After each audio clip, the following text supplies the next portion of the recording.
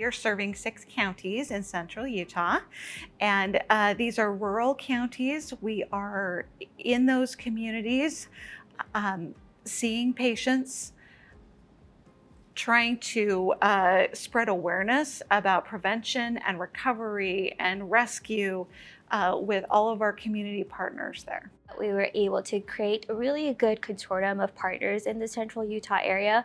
One of them was Sanpete County Jail, and they have been the biggest champion for our work. Their leadership was extremely helpful, and they were really into the idea, and that's how we were able to get our community health worker there. They're just people. It's just a disease, and that's what the stigma we need to get out there is. You know, it doesn't make them a bad person. They're just reaching out and wanting help, and they just don't know where to start. The law enforcement and the inmates are actually like not friends, but we're bridging that gap. You know, the law enforcement wants to see them succeed instead of, oh, another one back to jail. Oh, this is your 10th time back in jail. It's, let's get you lined up with Cheryl. Without the funding, we couldn't do it. I mean, that's just plain and simple. And our activities are amazing. We get so much feedback from them. And then because of the RCORP funding, we were able to do hygiene kits. There's been several when I give them that they just start crying.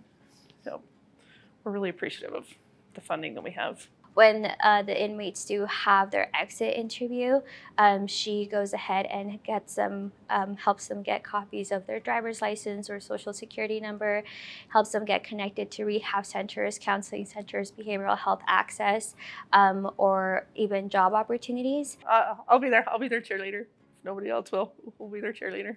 Through the grants, we were able to hire a psychiatric nurse practitioner who does medication-assisted therapy and also contingency management for stimulants.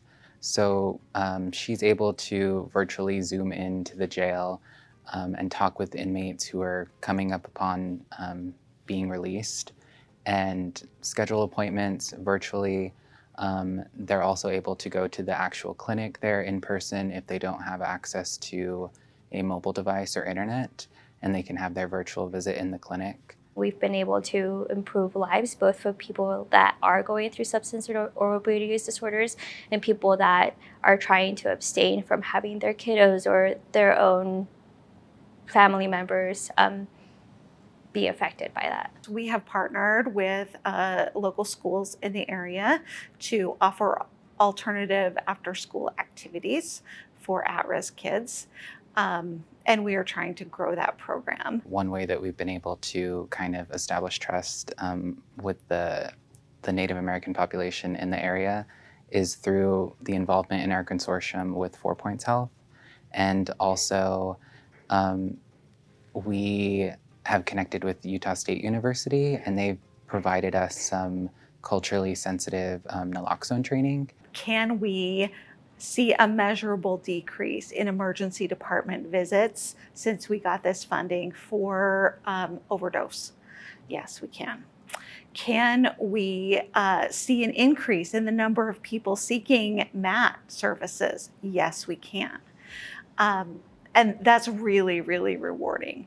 The other data piece that is so exciting is the collection of that qualitative data. It's hearing the patient success stories, and it's knowing that we made the difference to these patients by being in the right place at the right time when they were ready to receive treatment and to begin their journey.